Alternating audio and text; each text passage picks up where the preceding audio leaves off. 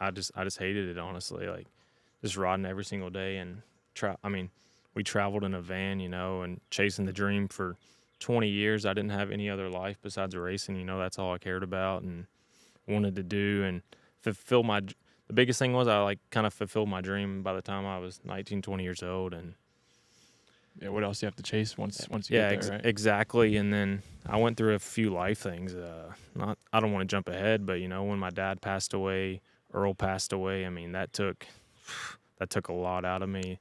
It's like, who's the motivation for? I mean, Yeah. it still sucks for me. It's I have to wake up every day and like, who am I doing this for? And now it's just for myself and for Blair. Yeah.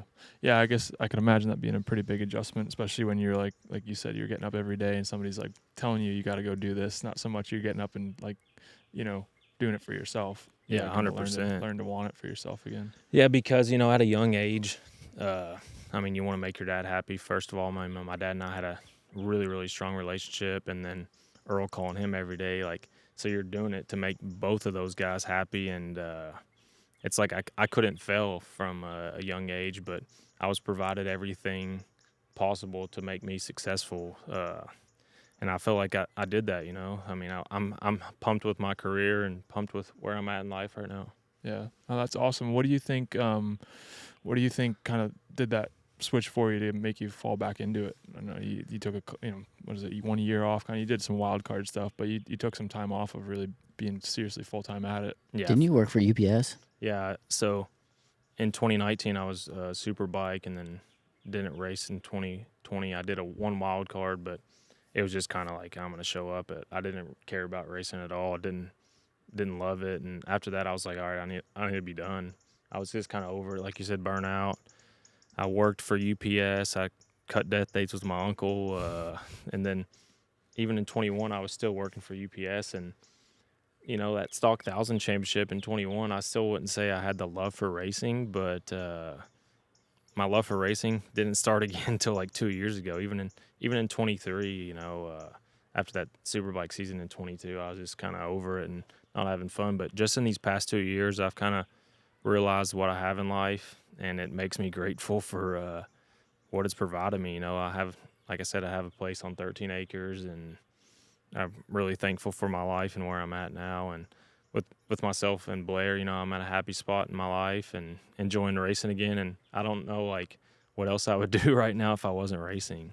Do you think if because your father passed away, what year was it? 2018. So it was tough. Nikki was 2017, my dad 2018, and then Earl 2019, I think it was. So just in the span of 3 years, I lost like 3 role models in my life that meant everything to me at the time. So I think, once my dad passed away in 18, I still raced competitively in 19, and after that, I lost my ride. So I don't think it really sunk in until that 2020, like that off season, and it just hit me hard. I think that's kind of what made me fall out of love with racing, and at that time, is when I kind of like expressed like kind of my feelings, and it sunk in like, damn, like that's what I was doing it for, my dad and Earl and all them. Do you think had that not had happened, do you think losing your ride in 2019, like you would have had a different kind of trajectory? I think 100%. Like they wouldn't have let you kind of Yeah. take a couple years off or sit home or whatever. Oh, for sure. Because they kind of, I wouldn't say guided every decision I made, but the Hayden family, my dad, like that's who I wanted to make proud, and I didn't have anyone older than me to kind of guide me or like kind of tell me what to do or help me get rides or anything. It was down to myself or my mom, and I was just kind of in a tough, dark place, and I would say kind of I hate to say the word gave up, but I just kind of gave up in 2020 because I actually came up here to Road America and rode the Shy B BMW and Superbike, and like I said, didn't have any fun, and went back home and just over it and didn't call or talk to anyone at the races, didn't watch the races in 2020, anything. What were you doing? Not good stuff, I mean, really, Some like Busch lattes. yeah, some Busch Lights, drinking. It was a tough spot for me because I was just so pissed off with everything racing and just the way, I wouldn't say my life turned out, but just everything that was going on throughout that time. I didn't tune into Moto America. I didn't do anything. I was drinking with my buddies, just hanging out. I didn't really work that much throughout that year. I was just, luckily had some money saved up and just hanging out, doing kid stuff. I don't know how old I was back then, but, at 25, 26 years old, you're like kind of figuring out what the hell am I going to do with my life now. That's crazy. And then so mentally that's tough for you. And then what made you go out? I mean, obviously you just needed to get a job, or like how'd you get into the UPS thing? What was so like why? Yeah, actually one of my buddies is a driver for UPS, and I thought it'd be something fun to do, because they get to go out and see the countryside and they make good money and everything. So I was like, heck, why not? So I signed up for seasonal stuff, and that's back then. I had a passenger van and was delivering stuff out of my van, and I loved it. And I still do it in the wintertime. It's You do? good. Yeah, it's still Still? good. Yeah, I just did it this past winter awesome. from October to December, and people asked me kind of what my backup plan would be, and if I could go into driving UPS after racing, I would do it immediately. But the process is like a 5-year wait to become a driver there, and Because it's different down by you guys. You own your own route. It's like a whole thing, right? More so than like. it's different than other UPSs for sure. I don't know it's a union job, so you don't really own your own route, but they do assign you a route. But everyone meets up at the hub every morning, and off you go with your truck loaded down for the day. But Didn't you get locked in the back of your own truck? Dude, you got to tell that story. That shit is so funny. So I think this was my second year doing UPS throughout the winter, and I was still I had a cargo van set up for racing, so it had the partition in it, the wall and everything. Which I didn't even realize it was your own van. That's I even didn't better. Yeah. But I didn't know thought you could do that. I thought it was a UPS van. Me either. That's why.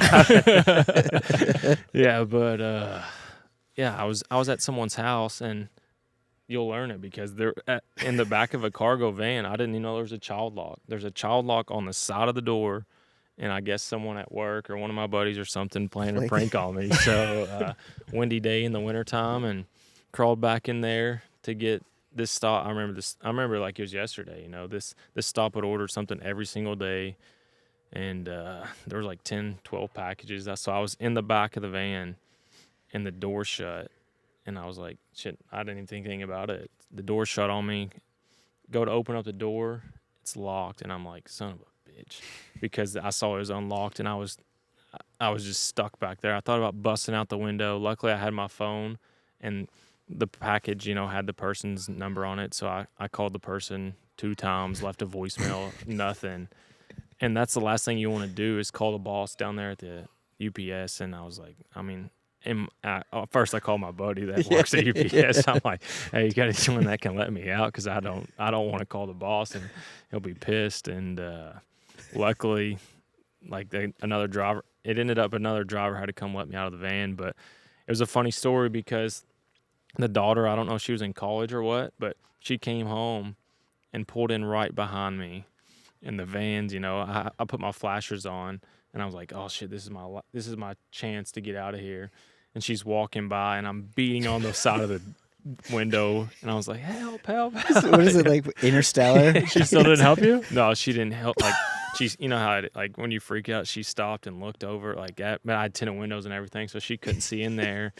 And she told her mom. And like the worst thing and the funniest thing is that after that was over, the mom like blasted me on Facebook, but the mom never texted or called me back about her stuff, because I called her twice and left her a voicemail, and she blasted me on Facebook, and it all just turned funny, and it went around all of UPS for sure. Wait, she blasted you like? No, she wasn't pissed on, Oh. but she was like, hey, like she took a picture of my van off her Ring camera or whatever, and it was like, and posted a picture of my voicemail. Like she thought it was funny at the end of the day. Oh, okay. She know who you were? Yeah, she didn't know who I was at all. Yeah, we weren't even friends on Facebook or anything. And like I didn't know him at all. But someone that I was friends with tagged me in it, and I was like, yeah, this is me.